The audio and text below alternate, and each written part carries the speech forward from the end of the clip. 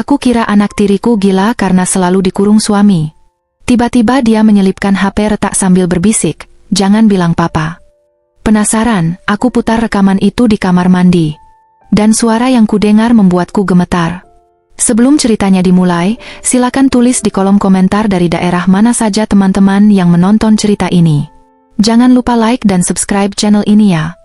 Suara denting sendok perak yang beradu dengan piring porselen terdengar begitu nyaring di ruang makan yang senyap itu. Seharusnya, makan malam ini menjadi perayaan 1 tahun pernikahanku dengan Bram. Namun, atmosfer di ruangan luas berlantai marmer dingin ini justru terasa seperti upacara pemakaman. Di ujung meja, Ibu Citra, ibu mertuaku, sedang mengiris daging steak dengan gerakan yang terlalu bertenaga. Pisau itu menggores piring, menciptakan suara ngilu yang membuat bulu kuduku meremang. Sementara Bram, suamiku, duduk dengan wajah datar, sibuk menggulir layar gawainya tanpa menyentuh makanan sedikit pun.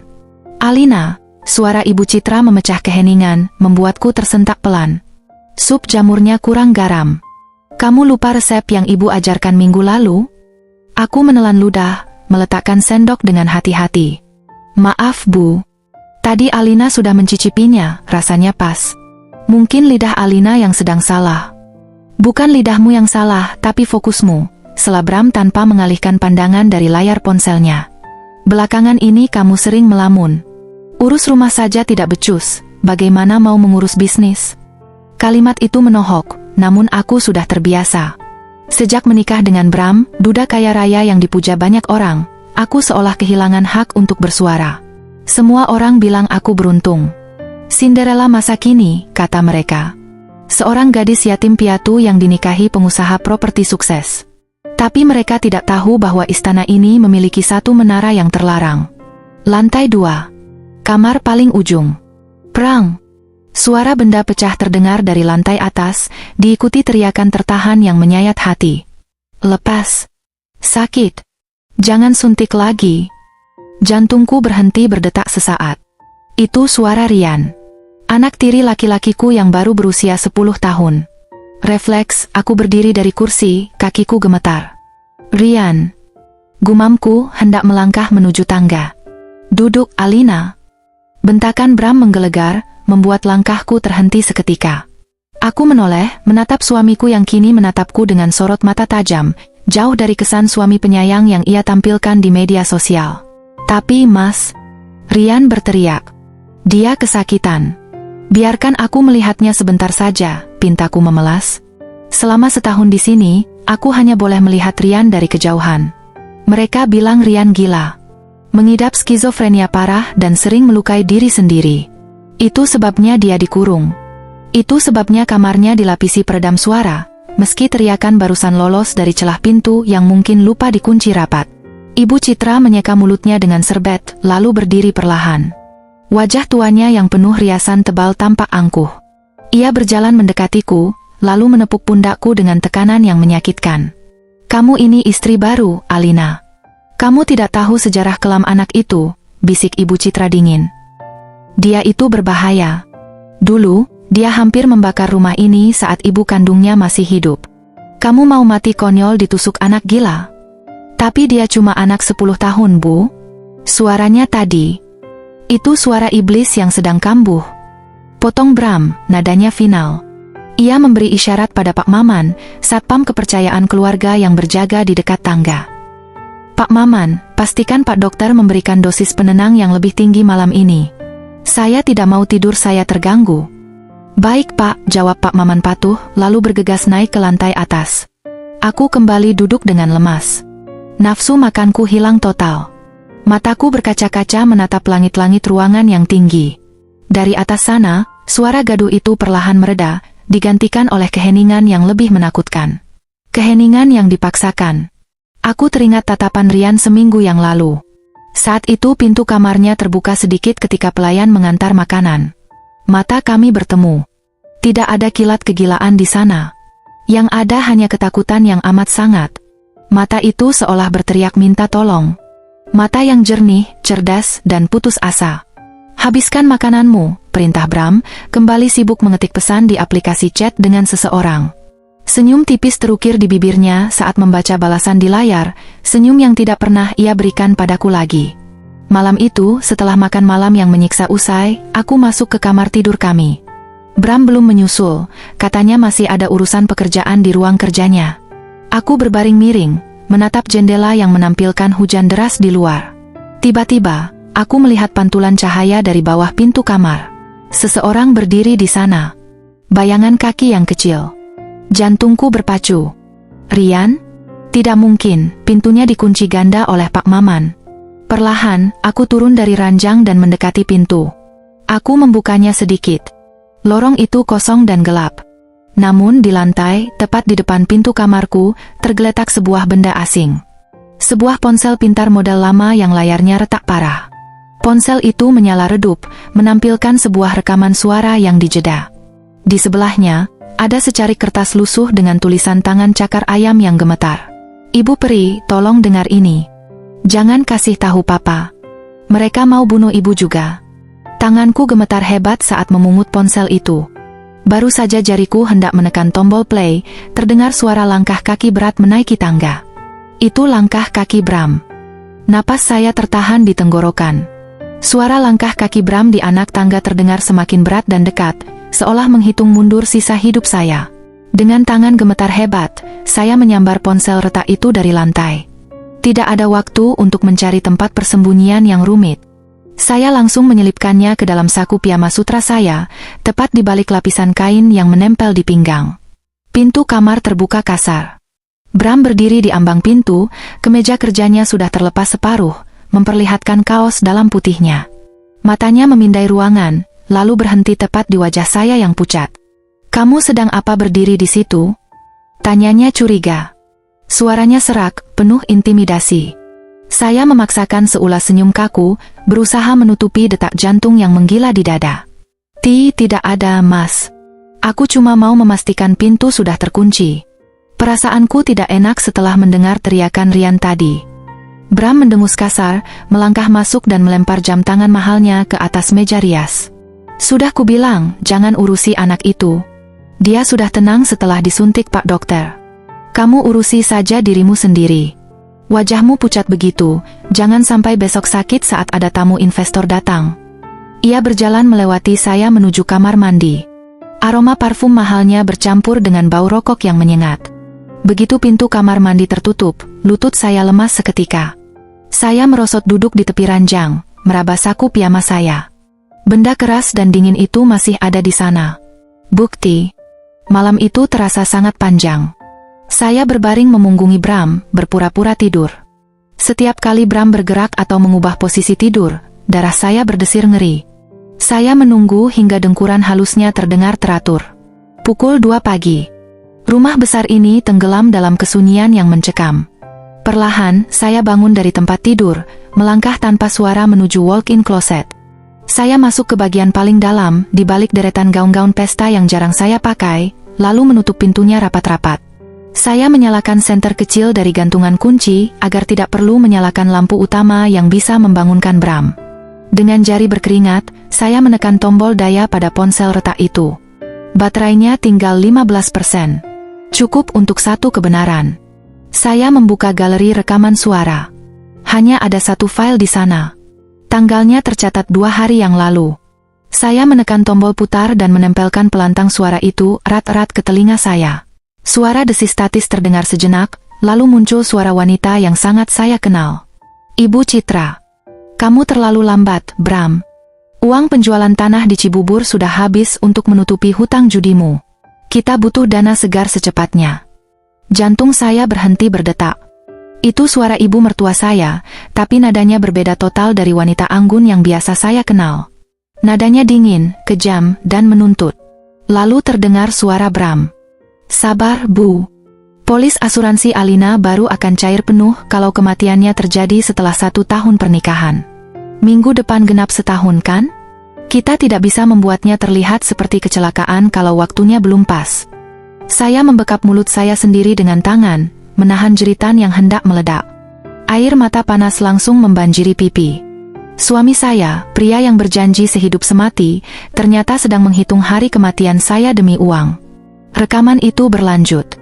Suara Ibu Citra terdengar lagi, kali ini disertai tawa kecil yang mengerikan. Pastikan kali ini lebih rapi daripada si Sarah dulu. Polisi sempat curiga karena rem mobilnya dipotong terlalu kasar. Gunakan cara lain. Ajak dia liburan ke villa di puncak, lalu buat seolah dia terpeleset di kamar mandi atau kolam renang. Orang bodoh macam Alina tidak bisa berenang kan? Beres, Bu. Tapi Rian bagaimana? Anak itu kemarin melihatku menyimpan berkas asuransi di brankas. Dia makin hari makin tajam matanya, meski sudah kita cekoki obat. Tambah dosisnya, jawab Ibu Citra enteng, seolah sedang bicara tentang menambahi gula dalam teh. Buat dia teler total sampai hari eksekusi Alina selesai. Kalau perlu, kita masukkan dia ke rumah sakit jiwa permanen setelah Alina pergi. Biar tidak ada saksi mata lagi di rumah ini. Klik. Rekaman berakhir. Dunia saya runtuh. Gelap, berputar, dan menghancurkan. Selama ini saya hidup dalam sangkar emas bersama dua monster berwajah manusia. Sarah, istri pertama Bram, bukan meninggal karena serangan jantung seperti yang mereka ceritakan. Dia dibunuh. Dan Rian tahu semuanya. Anak itu tidak gila. Dia hanya ketakutan setengah mati dan dipaksa diam dengan obat-obatan. Saya menatap ponsel retak di tangan saya. Rian mempertaruhkan nyawanya untuk menyelundupkan benda ini pada saya. Dia mempercayai saya. Tiba-tiba, pintu walk-in closet terbuka lebar. Cahaya lampu kamar yang terang benderang menusuk mata saya. Saya terlonjak kaget, menyembunyikan ponsel itu di balik punggung secara refleks. Bram berdiri di sana. Wajahnya tidak lagi mengantuk. Tatapannya dingin, tanpa emosi, menusuk tepat ke manik mata saya. Di tangannya, ia memegang segelas air, namun cengkeramannya begitu kuat hingga buku-buku jarinya memutih. Alina, panggilnya datar. Kenapa kamu bersembunyi di sini gelap-gelapan? Dan matanya turun perlahan, menatap tangan saya yang gemetar di belakang punggung. Ia melangkah maju satu langkah. Apa yang kamu sembunyikan di belakangmu itu? Darah saya seolah membeku seketika. Pertanyaan Bram menggantung di udara, berat dan mencekik. Jarak di antara kami hanya tinggal 2 langkah. Jika dia maju sedikit lagi dan melihat ke belakang punggung saya, tamatlah riwayat saya. Ponsel retak itu adalah vonis mati bagi mereka, tapi juga tiket menuju liang lahat bagi saya jika ketahuan sekarang. Jawab, Alina. Kenapa diam? Desak Bram lagi. Kali ini nadanya lebih rendah, namun getaran ancamannya terasa lebih pekat. Ia meletakkan gelas air yang dibawanya ke atas meja rias dengan bunyi tak yang keras. Otak saya berputar cepat mencari jalan keluar. Saya tidak bisa melawan tenaga Bram. Saya harus menggunakan satu-satunya senjata yang sering diremehkan oleh pria narsis seperti dia, kelemahan wanita. Dengan gerakan cepat yang disengaja, saya menjatuhkan tubuh ke samping, membiarkan ponsel itu terlepas dari genggaman tangan saya dan mendarat, untungnya tanpa suara, di atas tumpukan sweater tebal yang teronggok di lantai walk-in closet. Detik berikutnya, saya memegangi dada saya sambil terengah-engah, mendramatisir kepanikan yang sebenarnya memang nyata. Dadaku sesak, Mas. Cicit saya dengan suara terputus-putus. Air mata yang tadi keluar karena sedih mendengar rekaman, kini saya gunakan sebagai senjata. Aku mimpi buruk tentang Sarah. Dia mencekikku. Aku lari ke sini karena takut. Langkah Bram terhenti. Ekspresi curiganya tidak serta-merta hilang, namun sedikit bergeser menjadi tatapan merendahkan yang sangat saya benci. Ia memindai wajah saya yang basah oleh keringat dingin dan air mata, seolah sedang menilai kualitas akting seorang pesakitan. Mimpi buruk? Bram mendengus, sudut bibirnya terangkat sinis. Ia tidak langsung menolong saya. Ia justru bersedekap, menatap saya yang terduduk lemas di lantai. Kamu ini makin hari makin aneh, Alina. Dikit-dikit kaget, dikit-dikit menangis. Kamu sadar tidak kalau tingkahmu mulai mirip Rian? Kalimat itu bagaikan tamparan. Dia mulai memainkan perannya. Gaslighting. Memanipulasi kewarasan saya. Aku cuma lelah, Mas. Persiapan acara ulang tahun pernikahan kita. Bukan lelah, kamu itu histeris, potong Bram tajam. Ia berjongkok di hadapan saya, mencengkeram dagu saya dengan jari-jarinya yang kasar, memaksa saya menatap matanya. Ibu benar. Mungkin mentalmu memang tidak sekuat itu untuk menjadi istri seorang Bramantio. Dulu Sarah juga begini sebelum dia pergi. Suka berhalusinasi. Suka menuduh yang tidak-tidak. Jantung saya mencelos. Dia membahas Sarah dengan begitu enteng, padahal dialah pembunuhnya. Saya menahan diri sekuat tenaga untuk tidak meludahi wajahnya. Saya harus terlihat patuh. Saya harus terlihat rapuh. Maafkan aku, Mas, bisik saya menunduk dalam. Tolong jangan marah. Aku cuma butuh minum. Bram melepaskan cengkeramannya kasar. Bangun. Jangan bikin malu tidur di lantai lemari begini. Kalau pelayan lihat, dikira aku menyiksamu. Saya berusaha berdiri dengan kaki gemetar. Pikiran saya tertuju pada tumpukan sweater di sudut ruangan. Ponsel itu aman di sana, tersembunyi di balik lipatan wall abu-abu. Tapi saya tidak bisa mengambilnya sekarang. Saya harus meninggalkannya di sana. Bram menuntun saya kembali ke kamar tidur, seolah-olah dia suami yang siaga. Namun genggaman tangannya di lengan atas saya terlalu kencang, meninggalkan rasa nyeri.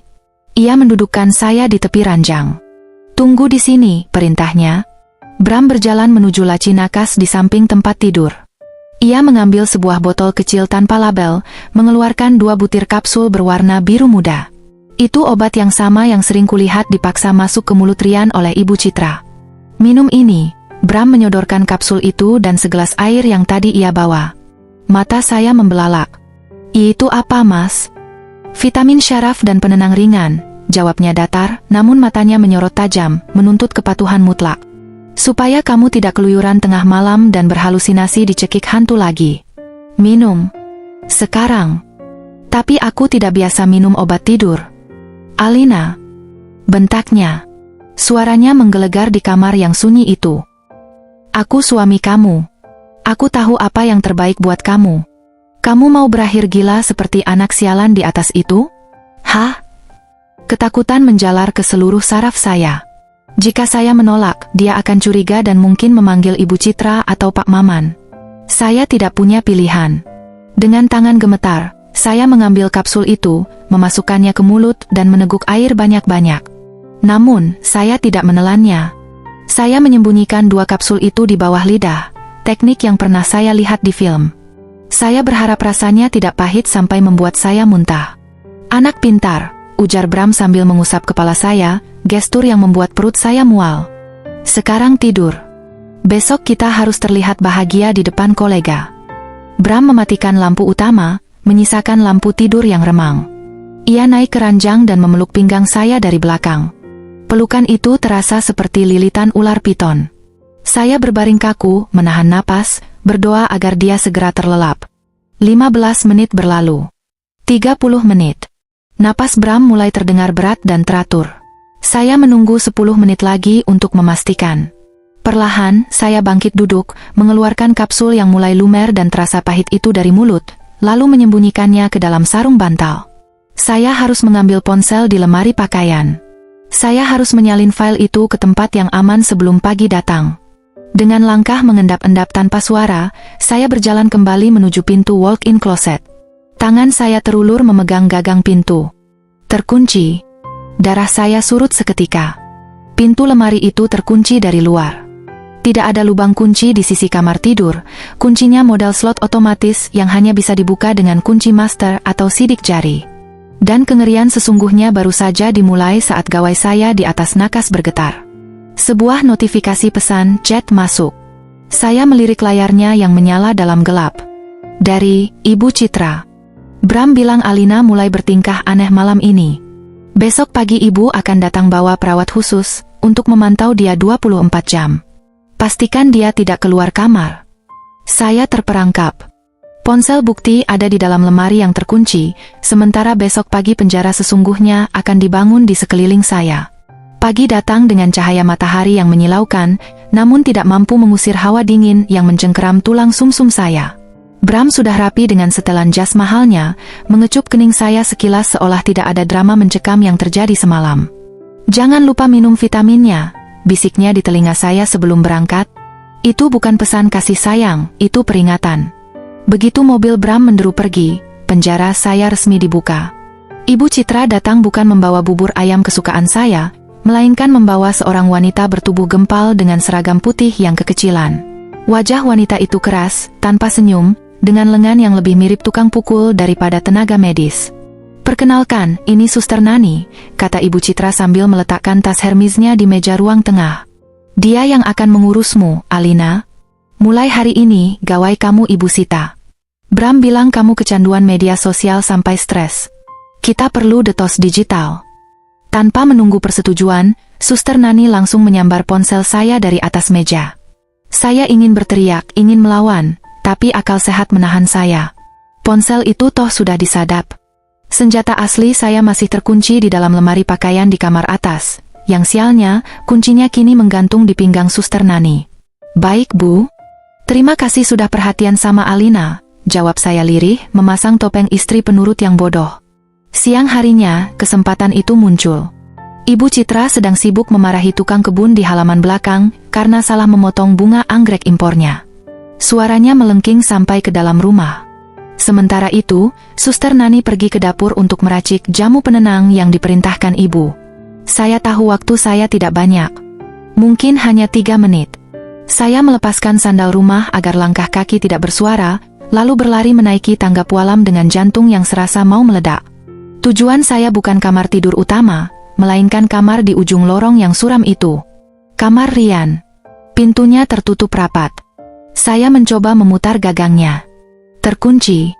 Saya menggigit bibir, nyaris putus asa.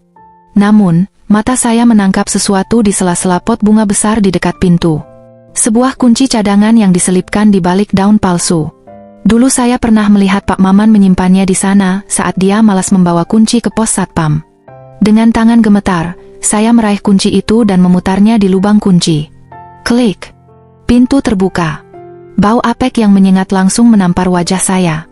Campuran aroma obat-obatan, ompol, dan keputusasaan. Pemandangan di dalam sana membuat lutut saya goyah. Kamar itu tidak layak disebut kamar anak. Jendelanya dipalang besi tebal.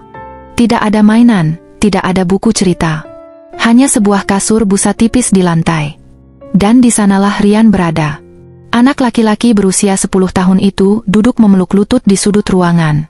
Tubuhnya kurus kering, matanya cekung dengan lingkaran hitam yang pekat. Ia menatap saya dengan ketakutan luar biasa, tubuhnya gemetar hebat seolah bersiap dipukul. "Ja, jangan suntik." Cicitnya serak. Air mata saya tumpah. Hati saya hancur berkeping-keping. Selama ini saya menikmati kemewahan di lantai bawah, sementara anak ini tersiksa di neraka yang diciptakan ayah kandungnya sendiri. Saya berlutut di hadapannya, merentangkan tangan. "Rian, ini Tante Alina. Tante bukan mau menyuntik kamu. Tante sudah dengar rekamannya. Tante tahu papa jahat." Mendengar kata rekaman, mata Rian membola. Kewaspadaannya sedikit luntur. Perlahan, saya memeluk tubuh ringkih itu. Tulang rusuknya terasa menonjol di balik kaos lusuh yang ia pakai. Ia menangis tanpa suara di pelukan saya, sebuah tangisan bisu yang menyayat hati. Saya melepaskan pelukan, menatap matanya lekat-lekat. "Kita tidak bisa bicara, Rian. Ada penyadap suara di lampu," bisik saya sepelan mungkin, menunjuk lampu gantung di langit-langit. Saya mengambil buku gambar dan krayon yang tergeletak di lantai, satu-satunya hiburan yang diizinkan untuk orang gila. Saya menulis cepat, "Di mana obatnya?" Rian mengambil krayon merah, tangannya masih gemetar, lalu merangkak menuju kasur busanya. Ia merobek sedikit jahitan di ujung kasur dan mengeluarkan segenggam pil berwarna-warni. Dia tidak meminumnya. Selama ini dia pura-pura menelan, lalu memuntahkannya dan menyembunyikannya di sana. Anak ini jenius. Dia bertahan hidup sendirian di tengah kepungan monster. Saya menulis lagi, "Kita akan lawan mereka. Tante janji." Rian menatap saya, secercah harapan muncul di matanya yang redup. Dia mengangguk mantap. Untuk pertama kalinya, saya tidak merasa sendiri. Kami adalah sekutu. Namun, momen itu hancur seketika. Suara langkah kaki berat terdengar menaiki tangga dengan terburu-buru. Bukan langkah Suster Nani. Ini langkah kaki pria bersepatu bot. "Pak Maman." Saya panik. Saya tidak mungkin sempat keluar dan mengunci pintu kembali tanpa ketahuan. Posisi saya terjepit. "Bu Alina?" Suara berat Pak Maman terdengar dari ujung lorong. "Ibu ada di atas?" Suster Nani mencari ibu. Langkah kaki itu semakin dekat menuju pintu kamar Rian. Saya menahan napas, mendekap Rian erat-erat. Saya melirik ke sekeliling ruangan mencari tempat sembunyi. Tidak ada lemari. Tidak ada kolong tempat tidur, karena kasurnya di lantai. Gagang pintu mulai bergerak turun. Pintu kamar Rian terhentak terbuka sepenuhnya. Sosok Pak Maman yang tegap dan berwajah garang memenuhi ambang pintu, menghalangi cahaya lorong. Bayangannya jatuh menimpa kami berdua yang membeku di lantai. "Nyonya Alina," geram Pak Maman, suaranya berat dan penuh peringatan. "Sedang apa Nyonya di sini?" Ibu Citra sudah melarang keras.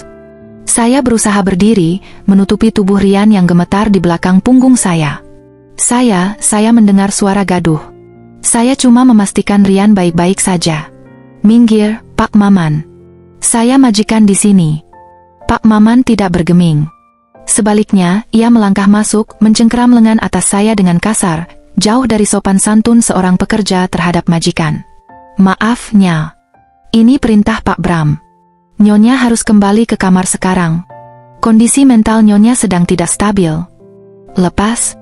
Sakit?" teriak saya saat ia menyeret saya keluar paksa. Saya sempat menoleh ke belakang.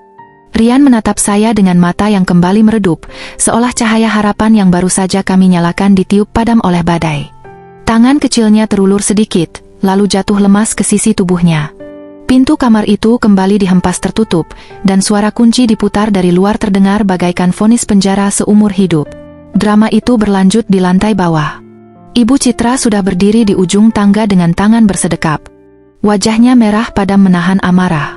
"Dasar tidak tahu diuntung," hardik Ibu Citra begitu Pak Maman melepaskan cengkeramannya.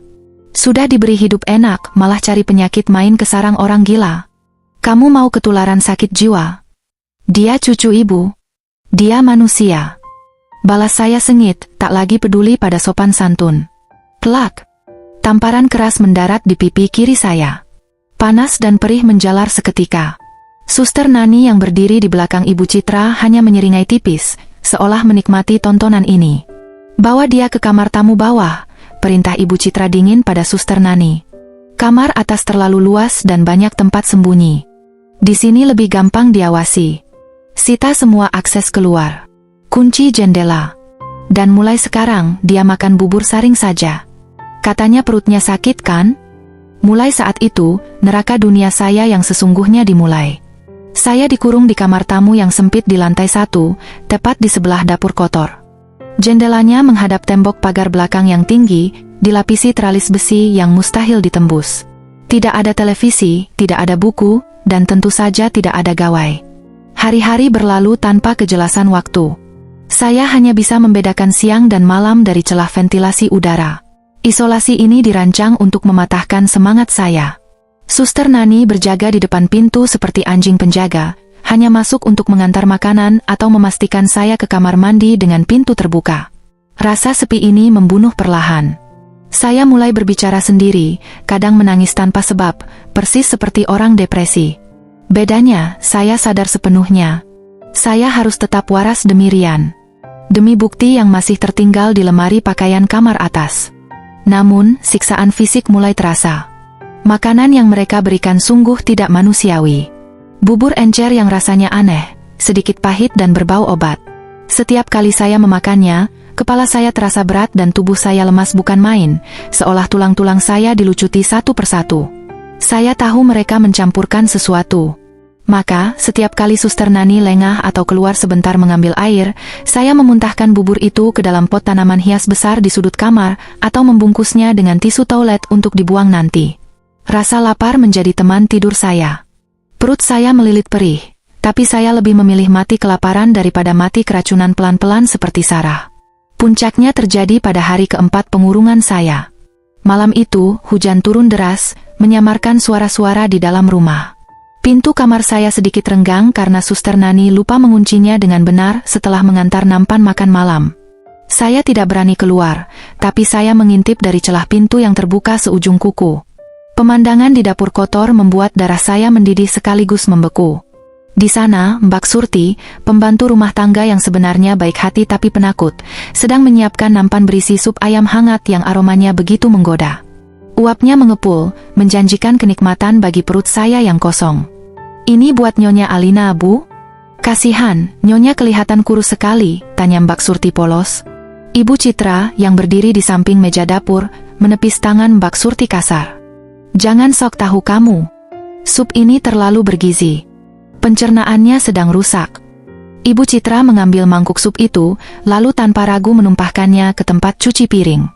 Kuah kaldu emas itu terbuang sia-sia masuk ke saluran pembuangan. Sebagai gantinya, Ibu Citra mengambil mangkuk lain, menuangkan bubur instan dingin, lalu mengeluarkan sebuah bungkusan kertas kecil dari saku dasternya. Ia menaburkan bubuk putih dari bungkusan itu ke atas bubur, lalu mengaduknya rata. Wajahnya datar, tanpa rasa bersalah sedikit pun. "Kasihkan ini," perintah Ibu Citra pada Suster Nani yang baru muncul. "Pastikan dia habiskan. Dosis malam ini harus masuk semua. Besok Bram mau bawa notaris untuk tanda tangan pengalihan aset. Alina harus dalam kondisi menurut dan teler." Saya membekap mulut saya sendiri agar tidak menjerit. Pengalihan aset. Jadi itu langkah selanjutnya. Mereka tidak hanya ingin membunuh saya, mereka ingin merampas warisan orang tua saya yang saya masukkan ke dalam tabungan bersama terlebih dahulu. Suster Nani mengangguk patuh, membawa nampan berisi bubur beracun itu dan berjalan menuju kamar saya. Saya buru-buru kembali ke ranjang, menarik selimut sebatas dada dan memejamkan mata, berpura-pura tidur. Jantung saya berdegup kencang menabrak rusuk. Pintu kamar didorong terbuka. Bau bubur yang menyengat itu memenuhi ruangan. "Bangun, Nyonya," suara Suster Nani terdengar dibuat-buat ramah. "Waktunya makan malam. Ibu sayang sekali sama Nyonya, sampai dibuatkan bubur spesial." Saya membuka mata perlahan, menatap mangkuk di tangannya. Itu bukan makanan. Itu senjata pembunuh. Dan malam ini, saya tidak punya celah untuk membuangnya karena Suster Nani menarik kursi dan duduk tepat di samping ranjang saya. "Saya suapi ya," katanya sambil menyendok bubur penuh-penuh. "Ayo, buka mulutnya." Sendok logam yang dingin itu menyentuh bibir saya, memaksa terbuka. Aroma bubur yang tercemar obat kimia menusuk hidung, memicu rasa mual yang hebat bahkan sebelum makanan itu menyentuh lidah. Saya menatap mata Suster Nani. Ada kilatan sadis di sana, sejenis kepuasan melihat seseorang yang lebih berkuasa kini tak berdaya. "Ah, buka mulutnya, Nyonya cantik," bujuknya dengan nada mengejek. Saya tidak punya pilihan. Jika saya melawan, dia akan memanggil Pak Maman untuk memegangi saya, dan itu berarti tamat riwayat saya. Otak saya bekerja cepat di tengah kepanikan. Saya harus bermain peran. Saya membuka mulut sedikit. Suster Nani menyodorkan sendok itu masuk. Bubur yang hambar dan pahit memenuhi rongga mulut. Saya menahan napas, berusaha tidak menelannya bulat-bulat. "Pintar," pujinya. Saat Suster Nani berbalik badan hendak meletakkan mangkuk di meja nakas untuk mengambil gelas air, saya bergerak secepat kilat. Saya memuntahkan gumpalan bubur itu ke dalam lengan piyama panjang saya yang longgar, lalu menyeka sisa di bibir dengan punggung tangan. Ketika dia berbalik membawa gelas air, saya sudah memasang ekspresi seolah baru saja menelan sesuatu yang menjijikkan. "Pahit." Rintih saya, meraih gelas air dengan tangan gemetar. "Namanya juga obat, Nyonya. Habiskan airnya biar larut," katanya sambil mengawasi lekat-lekat. Saya meminum air itu sampai tandas. Syukurlah, airnya tampaknya bersih. Namun, masih ada sedikit sisa bubur yang tertelan tanpa sengaja. Efeknya tidak instan, tapi saya tahu dalam hitungan menit saya akan mulai mengantuk. Saya harus memanfaatkan waktu yang tersisa. 10 menit berlalu. Saya mulai memejamkan mata, mengatur napas menjadi berat dan teratur, berpura-pura jatuh ke dalam tidur lelap akibat obat bius. "Nyonya," panggil Suster Nani, menepuk pipi saya cukup keras. Saya tidak bergeming. Saya melenturkan seluruh otot tubuh, membiarkan kepala saya terkulai miring. "Sudah teler dia," gumam Suster Nani. Detik berikutnya, pintu kamar terbuka. Aroma parfum maskulin yang familiar dan bau rokok menyeruak masuk. "Bram, sudah beres?" tanya Bram. Suaranya terdengar berbeda. Tidak ada lagi nada dingin atau formal yang biasa ia gunakan di depan saya atau ibunya. Suaranya terdengar santai, bahkan mesra. "Beres, Mas. Dosisnya aku tambah sedikit biar dia tidak bangun sampai besok siang pas notaris datang," jawab Suster Nani. "Tunggu. Mas?" Suster Nani memanggil majikannya dengan sebutan Mas. "Bukan Pak?" Saya merasakan kasur di sebelah saya bergerak. Seseorang duduk di sana. Tangan kasar Bram mengelus rambut saya, lalu turun menepuk pipi saya pelan. Kasihan sebenarnya. Dia cantik, penurut, tapi sayang dia miskin, kekeh Bram. Kalau saja orang tuanya masih kaya raya, mungkin aku akan pertahankan dia sedikit lebih lama. Halah, jangan mulai drama deh mas. Ingat perjanjian kita. Suara Suster Nani terdengar manja, disertai suara kecupan basah. Darah saya mendidih, namun tubuh saya membeku kaku. Mereka berciuman. Di kamar ini. Tepat di samping tubuh saya yang mereka kira sedang sekarat. Suster Nani bukan sekadar perawat sadis. Dia adalah selingkuhan Bram. Monster itu membawa masuk selingkuhannya ke dalam rumah, menyamarkannya sebagai perawat untuk meracuni istrinya sendiri. Iya, Nani sayang. Sabar, bujuk Bram. Besok setelah Alina tanda tangan pelimpahan aset rumah warisannya di Kemang dan mencairkan deposito atas namanya, kita akan langsung urus perceraian atau pemakamannya. Tergantung situasi. Terus, janjimu soal apartemen buat aku gimana? Rengek Nani. Tenang saja. Uang dari Alina lebih dari cukup buat melunasi hutang judi ibu dan beli apartemen buat kamu. Lagi pula. Bram memberi jeda, suaranya merendah serius. Kita butuh tempat yang layak buat anak kita nanti. Jantung saya serasa berhenti berdetak. Anak kita? Nani hamil. Wanita ular ini sedang mengandung anak Bram. Makanya, kamu jaga kesehatan. Jangan capek-capek ngurusin si Gilarian di atas, tambah Bram. Ih, males banget sebenarnya. Mas, ngomong-ngomong soal Rian, kapan anak itu mau dibereskan juga? Aku ngeri kalau dia ngamuk pas anak kita lahir nanti. Jawaban Bram selanjutnya adalah hantaman palu godam yang menghancurkan sisa-sisa keraguan di hati saya. Secepatnya. Toh, Rian bukan darah dagingku. Sarah dulu hamil duluan sama pacarnya yang brengsek sebelum nikah sama aku. Aku cuma butuh status ayah sambung biar bisa klaim asuransi Sarah. Sekarang asuransinya sudah habis, Rian cuma beban. Mungkin lusa, kita bisa atur dia kabur dari rumah dan ditemukan kecelakaan di jalan raya. Air mata panas merembes dari sudut mata saya yang terpejam, membasahi bantal. Saya menahannya sekuat tenaga agar tidak terisak. Fakta mengerikan itu terpampang jelas sekarang. Rian bukan anak kandung Bram. Anak malang itu hanyalah alat pencetak uang, sama seperti saya. Kami berdua adalah dompet berjalan bagi keluarga parasit ini. Dan setelah isinya dikuras, kami akan dibuang atau dimusnahkan. Ya sudah, yuk keluar. Bau obat di sini bikin mual, ajak Nani. Ayo, kunci pintunya. Jangan sampai tikus kecil ini lari. Suara langkah kaki menjauh. Pintu ditutup. Suara kunci diputar 2 kali. Keheningan kembali menyelimuti kamar sempit itu. Tapi kali ini, keheningan itu tidak lagi membuat saya takut. Di tengah rasa kantuk yang mulai menyerang akibat sisa obat yang tertelan, sebuah api kemarahan menyala di dada saya. Api yang membakar habis rasa takut, rasa sedih, dan rasa cinta yang bodoh itu. Mereka pikir saya sudah kalah. Mereka pikir saya sedang tidur nyenyak menjemput ajal. Saya membuka mata. Pandangan saya sedikit buram, tapi tekad saya sejelas kristal. Saya meraba lengan piyama saya yang basah dan lengket karena bubur muntahan. Menjijikkan. Tapi rasa jijik ini yang membuat saya tetap sadar. Besok pagi notaris akan datang. Itu adalah tenggat waktunya. Tapi itu juga satu-satunya kesempatan saya keluar dari kamar ini. Saya tidak akan menandatangani surat kematian saya. Saya akan menandatangani surat kematian mereka. Saya menyeret tubuh saya turun dari ranjang. Rasa kantuk semakin berat, kelopak mata saya terasa seperti digantungi batu. Tapi saya harus melakukan satu hal sebelum kesadaran saya hilang. Saya merangkak ke arah ventilasi udara di bawah dinding yang terhubung ke taman belakang. Ada celah kecil di sana, tertutup kawat nyamuk yang sudah berkarat. Saya meraba saku celana saya. Sebuah peniti, yang saya ambil diam-diam dari taplak meja saat Suster Nani lengah siang tadi, masih ada di sana. Saya mulai mencongkel kawat berkarat itu. Jari saya berdarah tertusuk besi, tapi saya tidak peduli. Saya butuh jalan keluar. Bukan untuk saya, tapi untuk bukti.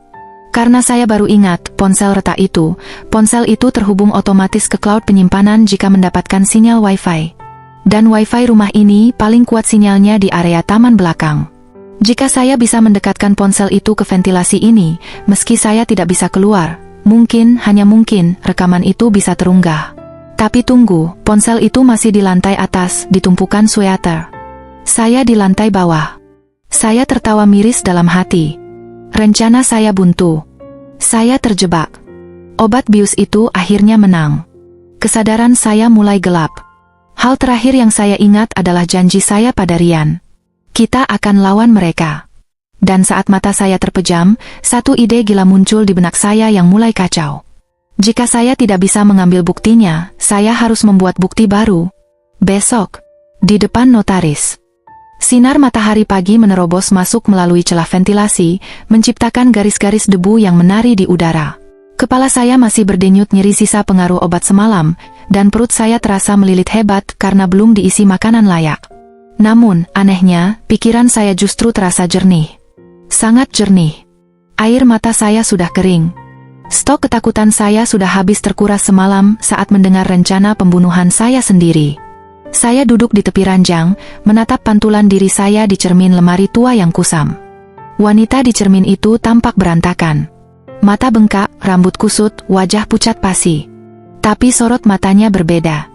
Itu bukan lagi mata seekor rusa yang siap diterkam singa. Itu mata seorang pemburu yang sedang menyamar menjadi bangkai. Saya teringat kata-kata Bram, dia cantik, penurut, tapi sayang, dia bodoh. Kesombongan itu akan menjadi kuburannya. Bram berpikir dia pemain catur yang hebat, padahal dia hanya preman berdasi yang ceroboh. Dia lupa satu hal, seorang ibu, bahkan ibu sambung, bisa berubah menjadi makhluk paling mematikan jika anaknya disentuh. Pintu kamar terbuka. Suster Nani masuk membawa setelan pakaian resmi saya. Wajahnya ditekuk masam, jelas kesal karena harus melayani saya bukannya bermanja-manja dengan Bram. Bangun. Mandi sana, perintahnya kasar, melempar pakaian itu ke kasur. Pak Notaris sebentar lagi datang. Mas Bram mau nyonya kelihatan segar dan bahagia. Jangan pasang muka mayat begitu. Saya tidak marah. Saya justru tersenyum tipis. Sangat tipis. Terima kasih Sus, jawab saya lembut, membuat Nani mengernyit heran. Bisa tolong ambilkan segelas air hangat? Tenggorokan saya kering sekali. Saya mau terlihat prima di depan tamu, supaya urusannya cepat selesai dan kalian bisa istirahat. Nani mendengus, tapi rasa curiganya tertutup oleh arogansinya. Nah, gitu dong. Sadar diri. Tunggu sini. Begitu Nani keluar, saya bergerak cepat ke kamar mandi. Saya membasuh wajah dengan air dingin berkali-kali, menampar pipi saya sendiri agar rona merah muncul alami. Saya tidak boleh terlihat seperti orang sakit yang bisa membatalkan keabsahan tanda tangan. Saya harus terlihat sehat, sadar, dan rela. Saya menyisir rambut, mengenakan gaun terusan selutut berwarna biru laut, warna kesukaan Bram. Saat mengenakan gaun itu, saya meraba bagian pinggangnya. Ada saku tersembunyi. Kosong. Tapi saku ini akan berguna nanti. 1 jam kemudian, saya digiring keluar menuju ruang tamu utama. Rumah itu tampak megah dan intimidatif seperti biasa. Di sofa kulit coklat, duduk seorang pria paruh baya berkacamata tebal dengan setumpuk berkas di meja. Itu Pak Haris, notaris langganan keluarga Bram. Di sampingnya, Bram duduk dengan kaki disilangkan, tampak gagah dan berwibawa. Di belakang Bram, Ibu Citra berdiri seperti patung penjaga neraka, mengawasi setiap gerak-gerik. Ah, Alina sayang. Sini duduk, sambut Bram dengan senyum palsu yang menjijikkan. Ia bangkit, memegang tangan saya, dan menuntun saya duduk di sebelahnya. Cengkeramannya di pergelangan tangan saya sedikit terlalu kencang, sebuah ancaman tersembunyi. Selamat pagi Bu Alina, sapa Pak Haris sopan. Pagi Pak, jawab saya, suara saya terdengar tenang. Terlalu tenang untuk seseorang yang akan kehilangan segalanya. Saya melirik ke atas meja. Ada pulpen emas, berkas-berkas bermeterai, dan sebuah gawai pintar milik Pak Haris. Gawai itu tergeletak begitu saja di samping tumpukan kertas. Layarnya menyala sebentar saat ada notifikasi masuk, menampilkan logo Wi-Fi yang terhubung penuh. Itu dia. Jembatan saya ke dunia luar. Jadi, sesuai pembicaraan kita, Pak Haris memulai, Ibu Alina setuju untuk memindahkan hak kepemilikan aset properti di Kemang dan mencairkan deposito senilai 5 miliar rupiah ke rekening bersama atas nama Pak Bramantio, dengan alasan kesehatan Ibu yang menurun sehingga pengelolaan aset dialihkan ke suami. Saya menatap mata Pak Haris, lalu beralih menatap Bram yang menatap saya dengan sorot mata tajam seolah berkata, tanda tangan atau mati sekarang. Saya mengambil pulpen emas itu. Tangan saya tidak gemetar. Saya setuju, Pak, kata saya. Bram menghela napas lega, bahunya turun sedikit. Ibu Citra di belakang tersenyum licik. Mereka pikir mereka sudah menang. Tapi, setelah saya menahan ujung pulpen tepat di atas garis tanda tangan, ruangan itu hening seketika. Tapi apa sayang? Tanya Bram, nadanya mulai meninggi, menahan geram. Saya ingin Rian ada di sini, ucap saya tegas. Wajah Bram berubah merah padam. Rian? Untuk apa? Dia anak kecil, lagi sakit pula. Jangan mengada-ada, Alina. Saya meletakkan pulpen itu kembali ke meja. Saya bersandar santai di sofa, menatap Bram lurus-lurus. Sebuah keberanian baru mengalir di darah saya. Aset di Kemang itu warisan ayah saya. Dalam wasiat ayah, disebutkan bahwa jika saya tidak punya keturunan kandung, maka aset itu harus dihibahkan sebagian kepada anak yatim piatu atau anak asuh yang sah. Rian adalah anak sambung saya yang sah secara hukum, bukan? Saya berbohong. Wasiat itu tidak serumit itu, tapi Bram yang buta hukum dan serakah tidak akan hafal detailnya. Saya menoleh ke Pak Haris. Benar kan, Pak Haris? Kalau saya tanda tangan ini tanpa kehadiran Rian sebagai saksi perwakilan keluarga, nanti bisa digugat oleh paman-paman saya yang pengacara itu. Tentu Pak Bram tidak mau asetnya disengketakan di kemudian hari, kan? Pak Haris tampak bingung, membolak-balik berkas. Secara teknis tidak wajib, Bu. Tapi untuk keamanan hukum jangka panjang, memang lebih baik jika semua pihak yang berkepentingan terlihat merestui, apalagi jika Ibu mengatasnamakan kesehatan. Saya menatap Bram lagi, memberikan senyum termanis saya. Panggil Rian turun, Mas. Cuma duduk saja. Biar dia lihat ibu barunya ini berbakti sama papanya. Kalau Rian sudah duduk di sini, aku langsung tanda tangan detik itu juga. Bram terpojok. Dia menatap Ibu Citra. Ibu mertua saya mengangguk kaku, memberi kode turuti saja maunya, biar cepat kelar. Baik, geram Bram. Ia menoleh ke arah tangga. Nani, bawa Rian turun. Cuci mukanya dulu biar tidak memalukan. 5 menit kemudian, langkah kaki kecil terdengar diseret menuruni tangga. Hati saya mencelos melihat kondisi Rian. Dia dipapah oleh Nani. Wajahnya teler, matanya setengah terpejam, dan ada lebam samar di lengannya. Tapi begitu dia melihat saya duduk di sana, matanya yang redup itu sedikit melebar. Saya menepuk sofa kosong di sebelah saya. Sini, Rian. Duduk sama ibu. Rian duduk di samping saya. Tubuhnya bau obat dan keringat dingin. Saya merangkul bahunya erat. Tangan kiri saya diam-diam meraba saku celana Rian. Anak ini cerdas, saya yakin dia tidak datang dengan tangan kosong. Dan benar saja. Di saku celana pendeknya, jari saya menyentuh sesuatu yang kecil, keras, dan bergerigi. Bukan ponsel. Itu kunci. Kunci gembok kecil. Saya tidak tahu kunci apa itu, tapi saat Rian menoleh pada saya, dia mengedipkan matanya sekali. Lambat dan penuh arti. Lalu matanya melirik ke arah tas kerja Pak Haris yang terbuka sedikit di lantai. Di dalam tas itu, terlihat sebuah tablet besar yang menyala. Bram menyodorkan kertas itu lagi ke hadapan saya dengan kasar. Sudah ada Rian. Sekarang tanda tangan. Tentu Mas, jawab saya. Saya mengambil pulpen. Tapi kali ini, saya sengaja menyenggol gelas air mineral di meja dengan siku saya, sampai tumpah membasahi celana Pak Haris dan sebagian berkas di meja.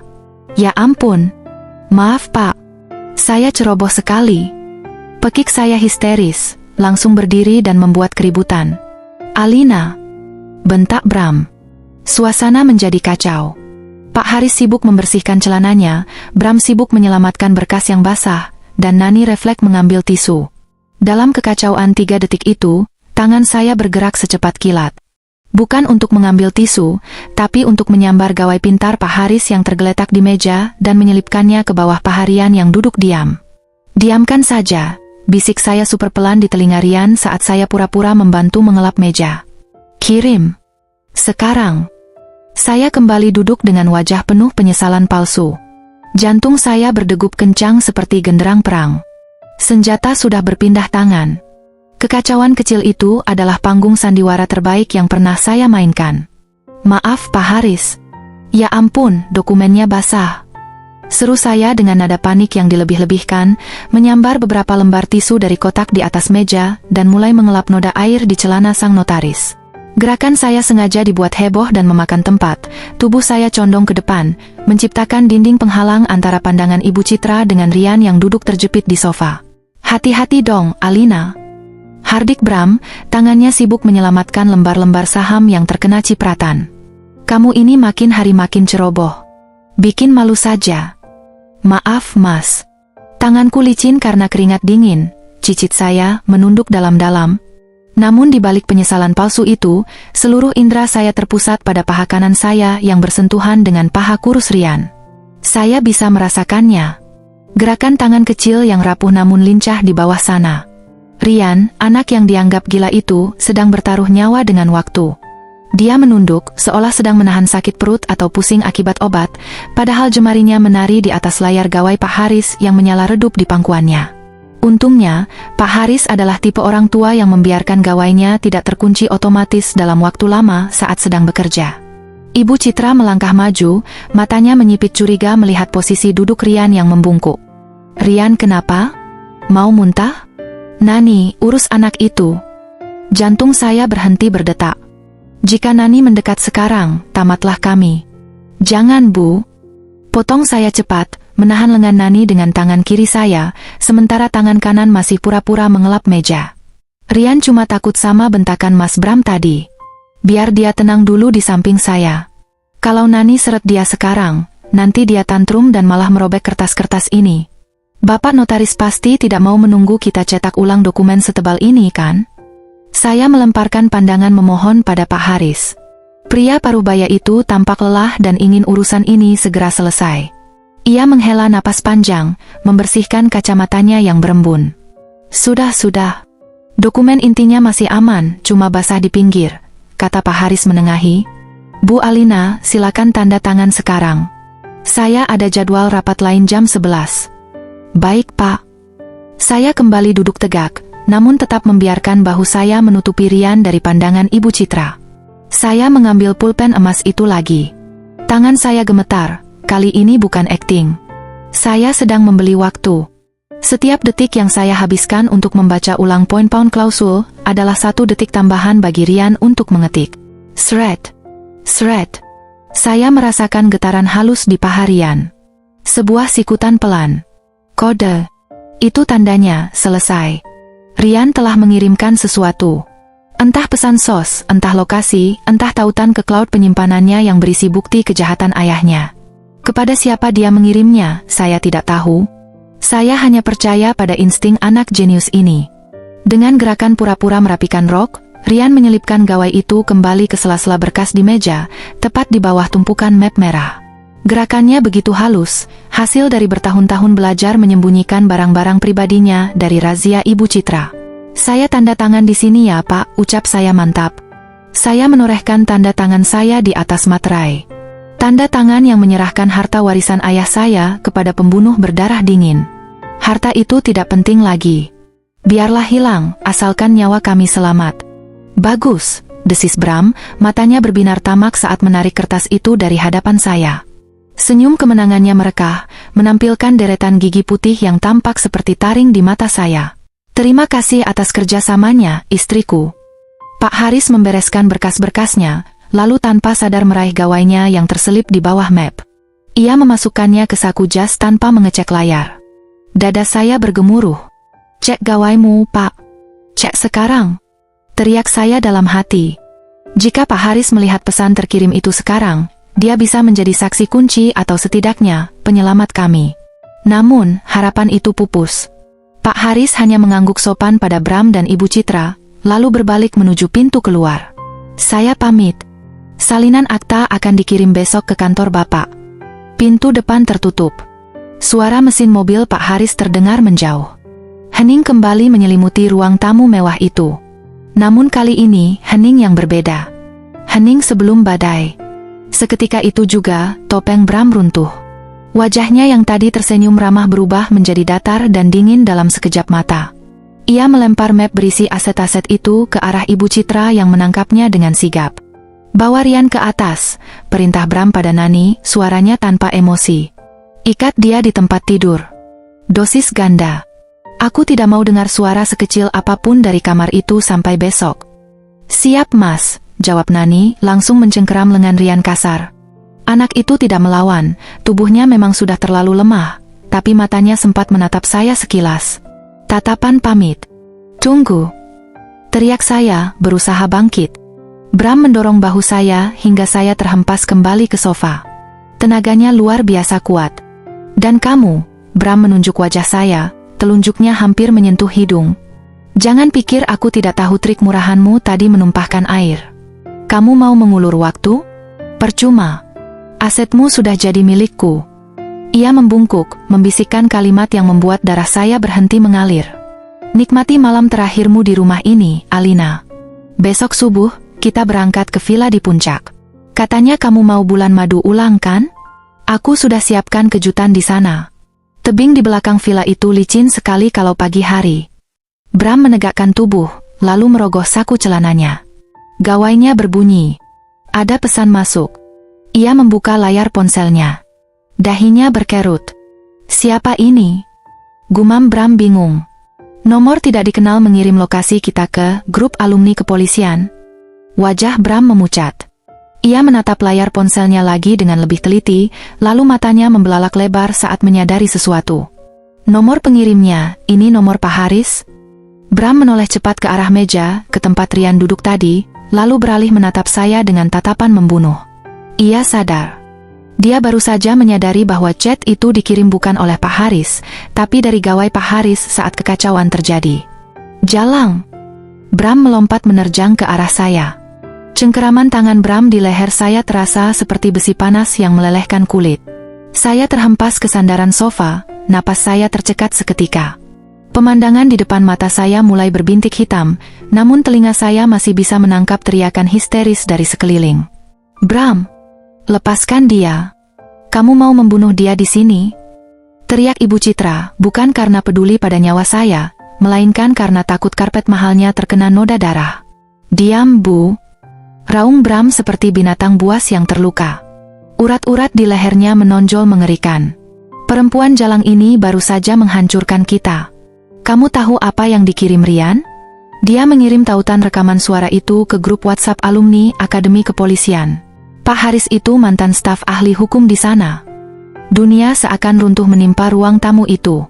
Ibu Citra menjerit tertahan, wajahnya pucat pasi seputih kertas. Kakinya goyah hingga ia harus berpegangan pada pinggiran meja. Sementara itu, di sudut ruangan, Nani yang sedang memegangi Rian ikut panik.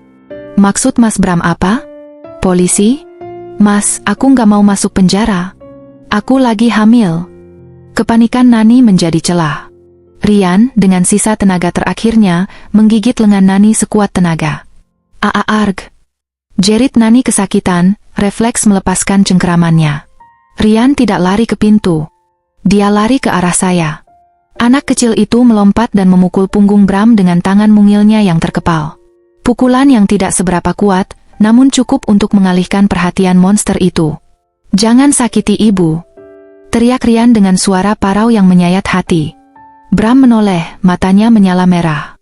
Dengan satu gerakan tangan, ia menghempaskan tubuh Rian hingga terpelanting menabrak kaki meja kopi kaca. Prak! Rian! Jerit saya. Suara itu keluar begitu saja saat cengkeraman Bram di leher saya sedikit melonggar. Melihat Rian terkapar dengan dahi berdarah, naluri keibuan saya meledak. Rasa takut saya hilang, digantikan oleh amarah murni. Tangan saya meraba apa saja yang ada di meja di samping saya. Sebuah asbak kristal berat. Tanpa pikir panjang, saya mengayunkan asbak itu sekuat tenaga ke kepala Bram. Bu! Hantaman itu telak mengenai pelipisnya. Bram mengerang, tubuhnya limbung ke samping. Cengkeramannya terlepas. Saya menghirup oksigen rakus-rakus, lalu segera merangkak menuju Rian. Saya mendekap tubuh kecilnya yang gemetar.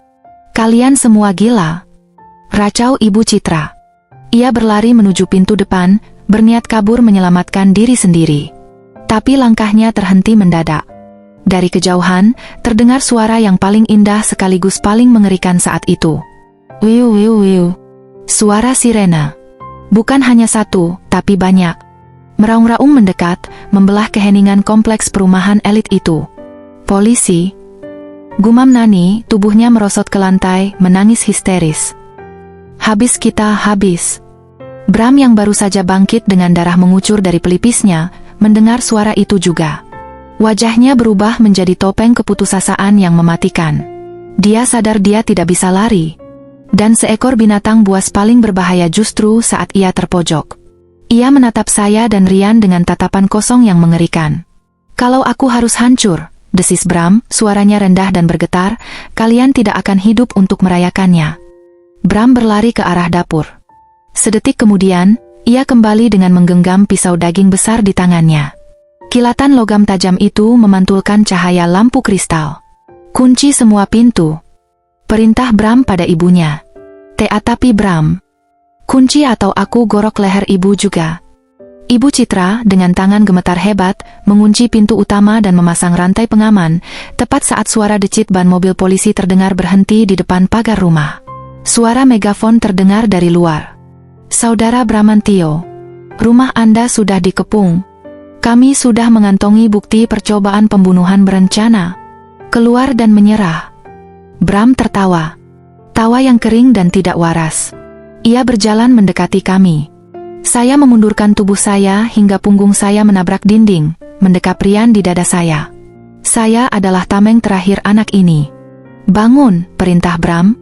Ia menjambak rambut saya, memaksa saya berdiri, lalu menempelkan mata pisau yang dingin itu tepat di urat nadi leher saya. Sakit, Mas. Rintih saya. Diam. Kita akan main drama sedikit. Biar satu Indonesia nonton, bisik Bram di telinga saya. Bau keringat dan darahnya membuat perut saya mual. Brak. Brak. Pintu depan digedor keras. Kayu jati tebal itu bergetar. Jangan masuk atau istri saya mati. Teriak Bram sekuat tenaga ke arah pintu. Gedoran berhenti seketika. Hening yang mencekam kembali turun. Rian yang terduduk di lantai menatap kaki ayahnya. Saya bisa melihat otaknya bekerja lagi. Dia melihat Nani yang masih menangis di lantai dekat sakelar lampu utama. Rian menatap Nani, lalu menunjuk sakelar lampu dengan matanya. Ia memberi isyarat memohon. Matikan lampunya. Nani, sang selingkuhan yang kini sadar bahwa Bram tidak akan pernah menyelamatkannya, menatap Rian ragu. Dia melihat pisau di leher saya. Dia melihat perut buncitnya sendiri. Mungkin, ini satu-satunya cara dia menebus dosa demi bayi di kandungannya. Tangan Nani bergerak pelan, merayap di dinding menuju sakelar. Bram terlalu fokus menatap pintu depan, menunggu serbuan polisi. Dia tidak melihat pergerakan Nani. Buka pintunya, Bu. Perintah Bram pada ibunya yang berdiri gemetar di dekat pintu. Biar mereka lihat sandera kita. Ibu Citra dengan air mata membanjiri wajah tuanya yang keriput, membuka kunci slot perlahan. Pintu terbuka sedikit. Cahaya matahari siang dan moncong senjata laras panjang polisi terlihat dari celah pintu. Mundur! Teriak Bram sambil menekan pisau lebih dalam ke kulit leher saya. Rasa perih menyengat. Darah segar mulai menetes membasahi gaun biru saya. Tenang, Pak Bramantio. Jangan gegabah. Teriak seorang negosiator dari luar. Saat itulah, Nani menekan sakelar. Klik. Seluruh lampu di ruang tamu padam. Karena tirai-tirai tebal masih tertutup rapat, ruangan itu mendadak menjadi remang-remang dalam sepersekian detik. Mata Bram yang terbiasa dengan cahaya terang butuh waktu untuk beradaptasi. Cengkeramannya goyah sesaat. Sekarang, Bu. Teriak Rian. Saya tidak menyia-nyiakan kesempatan itu.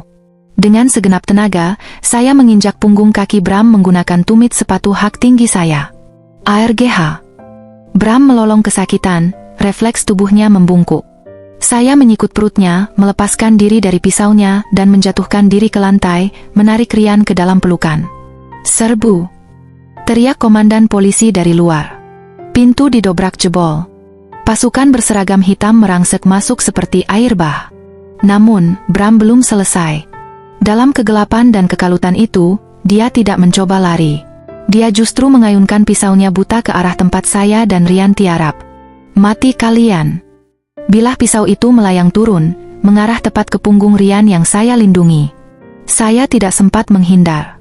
Saya hanya bisa memejamkan mata dan mengeratkan pelukan, menunggu rasa sakit itu datang. Dor! Suara letusan senjata api memekakkan telinga. panas, bau mesiu, dan suara benda berat jatuh berdebum di samping saya.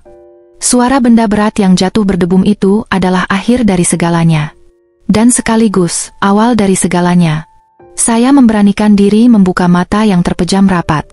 Di lantai, hanya 1 meter dari ujung kaki saya, Bram terkapar mengerang kesakitan. Darah segar merembes deras dari bahu kanannya, menodai kemeja putih mahal yang ia banggakan.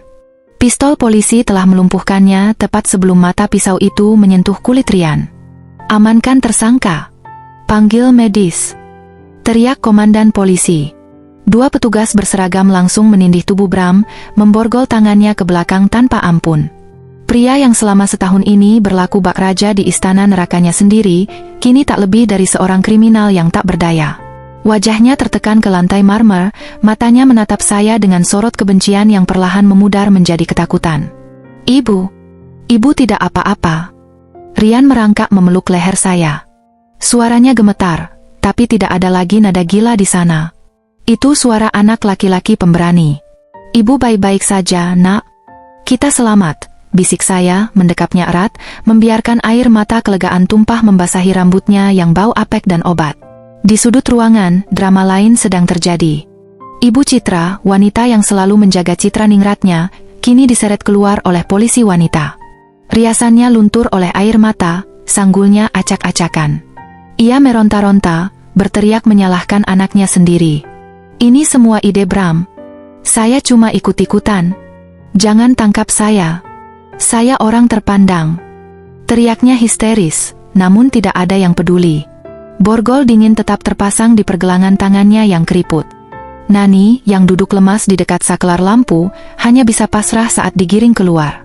Ia menatap Bram sekilas dengan tatapan jijik, cinta butanya telah musnah begitu menyadari ia hanyalah alat yang akan dibuang. Hari itu, rumah mewah di kawasan elit itu menjadi tontonan warga. Tetangga yang selama ini hanya diam melihat keanehan keluarga Bram, kini berkerumun menonton runtuhnya sebuah kemunafikan. 6 bulan kemudian, angin sore yang sejuk membelai wajah saya. Saya duduk di teras belakang sebuah rumah mungil di pinggiran kota. Rumah ini jauh lebih kecil dari istana neraka Bram, tidak ada pilar marmer atau lampu kristal gantung. Tapi rumah ini punya sesuatu yang tidak dimiliki rumah lama, jendela yang selalu terbuka dan pintu yang tidak pernah dikunci paksa. Saya menyesap teh hangat sambil memandangi halaman rumput yang hijau. Di sana, seorang anak laki-laki bertubuh berisi dan berkulit cerah sedang sibuk bermain bola dengan seekor anak anjing Golden Retriever. Ryan. Transformasinya sungguh ajaib. Setelah terlepas dari racun obat-obatan penenang itu, kecerdasannya kembali bersinar. Dokter bilang tidak ada kerusakan permanen pada otaknya, hanya trauma psikologis yang perlahan kami sembuhkan bersama. Proses hukum berjalan panjang dan melelahkan, namun hasilnya setimpal. Rekaman suara di ponsel retak dan kesaksian Ryan menjadi bukti tak terbantahkan. Bram divonis penjara 20 tahun atas percobaan pembunuhan berencana, penipuan asuransi, dan kekerasan dalam rumah tangga. Ibu Citra mendapat 15 tahun karena menjadi otak kejahatan. Nani mendapat hukuman lebih ringan karena menjadi justice kolaborator, namun ia harus membesarkan anaknya di balik jeruji besi untuk sementara waktu. Harta warisan ayah saya berhasil saya selamatkan sepenuhnya. Saya menjual rumah lama Bram, uangnya saya gunakan untuk membayar pengacara dan menyumbangkannya ke panti asuhan, seolah membuang sial. Sisanya, saya gunakan untuk membeli rumah sederhana ini dan memulai bisnis catering kecil-kecilan. "Ibu!" teriakan riang-riang membuyarkan lamunan saya. Ia berlari mendekat, napasnya terengah-engah, wajahnya merah padam karena kegirangan. Keringat membasahi dahinya, tapi itu keringat sehat, bukan keringat dingin ketakutan. "Kenapa sayang? Capek?" tanya saya sambil menyeka keringat di dahinya dengan tisu. Ryan menggeleng, matanya berbinar jenaka. "Bukan. Itu, si Blackie ambil sandal ibu lagi. Dibawa ke kebun." Saya tertawa lepas. Tawa yang benar-benar nyata, bukan sandiwara. "Ya ampun, dasar anjing nakal. Biar saja, nanti kita cari." Ryan naik ke kursi di sebelah saya, lalu mengambil sepotong kue bolu buatan saya. Ia tidak langsung memakannya. Ia menatap saya lekat-lekat. "Bu," panggilnya pelan. "Ya?" "Terima kasih ya, Bu." Saya tersenyum, mengelus kepalanya. "Terima kasih untuk apa?" "Karena ibu tidak lari. Padahal ibu bisa saja lari waktu di rumah sakit atau waktu notaris datang. Tapi ibu pilih balik lagi buat jemput Rian. Hati saya menghangat. Saya meraih tangan mungilnya, menggenggamnya erat. Kemarin, surat penetapan adopsi resmi keluar dari pengadilan agama. Di atas kertas dan di mata hukum, Rian kini sah menjadi anak saya.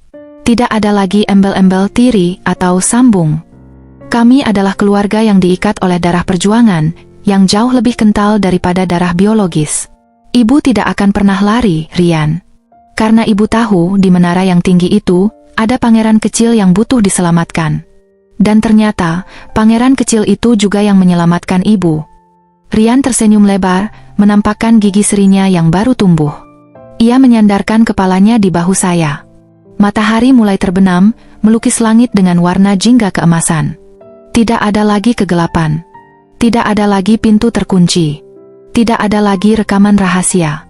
Yang ada hanya suara gonggongan anjing di kejauhan, aroma kue bolu, dan detak jantung kami yang tenang. Saya mengeluarkan gawai saya, membuka galeri foto. Di sana, foto-foto masa lalu yang kelam sudah saya hapus semua. Hanya tersisa satu foto baru, selfie kami berdua di depan pengadilan kemarin, memegang map biru berisi surat adopsi. Wajah kami berdua tersenyum lebar hingga mata menyipit.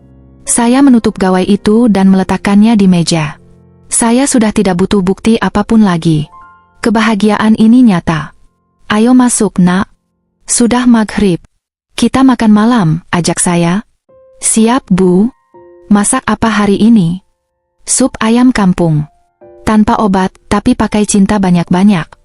Rian tertawa renyah, suara terindah yang pernah saya dengar. Kami berjalan masuk beriringan, menutup pintu rumah bukan untuk mengurung diri, tapi untuk memeluk kehangatan yang telah lama hilang. Tamat.